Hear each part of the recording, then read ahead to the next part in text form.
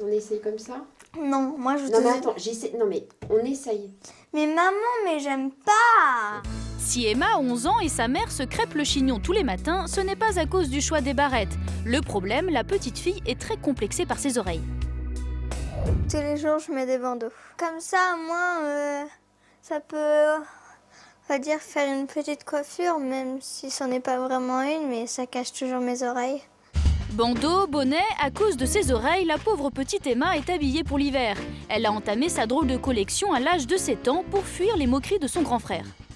Mon frère, avant, il se moquait de moi et moi, je savais pas pourquoi. Et un jour, il m'a traité de Dembo. Ça me fait de la peine, j'ai quand même un peu la honte.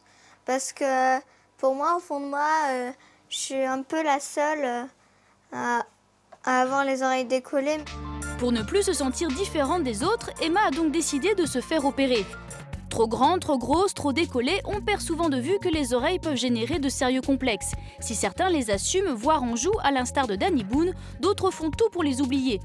Épilation, accessoires, des astuces simples existent, mais pour les cas les plus embarrassants, la chirurgie est la solution la plus efficace. Donc là, t'es vraiment décidée? Oui. Hein? Bon, ça te fait pas peur? Non. Aujourd'hui, Emma consulte pour la première fois un spécialiste. Une jeune fille de 11 ans dans le cabinet d'un chirurgien esthétique, ça peut choquer, pourtant rien de plus banal. En effet, l'autoplastie est l'opération la plus pratiquée sur les mineurs.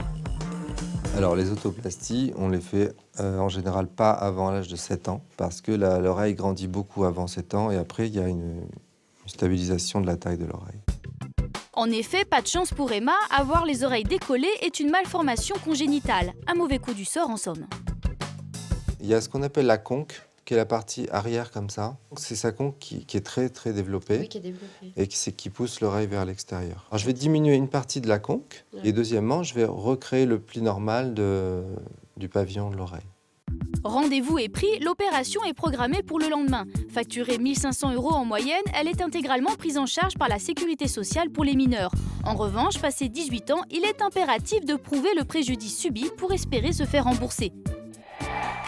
Heureusement, quelques accessoires suffisent parfois à venir au secours des majeurs. Tu devrais mettre la rouge au-dessus, voilà.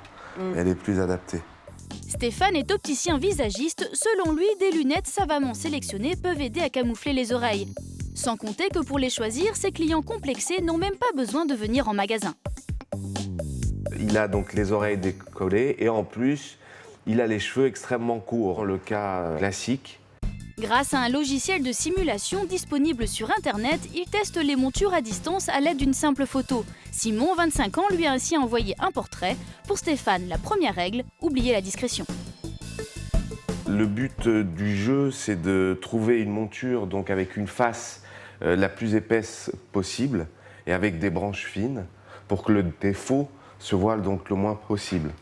Démonstration avec notre client virtuel, les montures transparentes ne modifient en rien son apparence, tandis que celles très épaisses habillent son visage et détournent l'attention.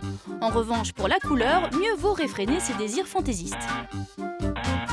L'idéal, ce serait une monture par exemple noire, avec des branches cristal fines, surtout fines. Et là, on aura une monture parfaitement adaptée à notre client aux oreilles décollées. Mais pour faire oublier des oreilles disgracieuses, il n'y a pas que la mode. Il suffit parfois de leur offrir une petite beauté. Allez-y, je vous en prie. Merci. La tête de ce côté-là, d'accord, Ok. sous les genoux. Si Thierry se rend toutes les 3 semaines dans cet institut pour hommes, ce n'est pas pour se faire masser. Ça a bien poussé. Lorsque je voyais mes oreilles avec plein de poils, je veux dire, bon, c'était pas du tout propre. Ben, disons que je me sens plus séduisant sans. Et Thierry n'est pas un cas à part. L'épilation des oreilles est l'acte esthétique le plus pratiqué chez les hommes. Avec de la cire chaude, l'esthéticienne dépoile le lobe et tout le contour de l'oreille, en prenant soin d'éviter le conduit auditif. Non, c'est pas douloureux. Après, c'est une question, bon, la première fois, oui, on appréhende, hein, ce qui est tout à fait logique, mais après, par la suite, on prend l'habitude. Encore faut-il passer le pas et accepter de mettre ses oreilles à nu dans un institut.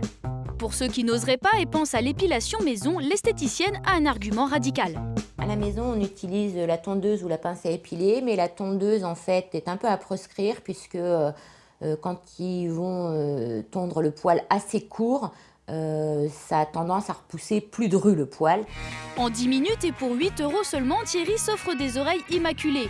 Un véritable changement, c'est ce que souhaite aussi Emma. Demain, c'est le grand jour pour la petite fille qui va enfin se faire opérer. Je préfère bien manger ce soir Oui, parce que tu sais que demain... tu vas parce que demain je vais avoir boire et ni manger. Ce sera le plus beau jour de ma vie demain. Un dernier coup d'œil devant la glace avant d'aller dormir. Emma est impatiente de dire enfin adieu à ses oreilles décollées. Ça me fait beaucoup de bien, quoi. Je sais qu'après, elles vont être comme les autres. Après, bon, j'ai d'autres défauts, mais sur mon visage, j'aurai plus de défauts. Il est temps pour la petite fille d'aller se coucher. Le lendemain matin, nous la retrouvons à l'hôpital quelques minutes avant l'opération. Loin d'être inquiète, Emma est tout sourire. Au revoir, Ray. Salut, bon courage. Merci. À tout à l'heure. En à peine plus d'une heure, le chirurgien va corriger la malformation d'Emma. Il va rétrécir la conque, retravailler le cartilage et remodeler l'ensemble. À son réveil, Emma est encore un peu embuée, mais visiblement soulagée. T'es très fatiguée, chérie. L'opération d'Emma a été un vrai succès. 10 jours plus tard, la petite fille a retrouvé son ravissant sourire et pu jeter ses bandeaux aux oubliettes. Débarrassée de son complexe, elle a désormais tout pour être heureuse.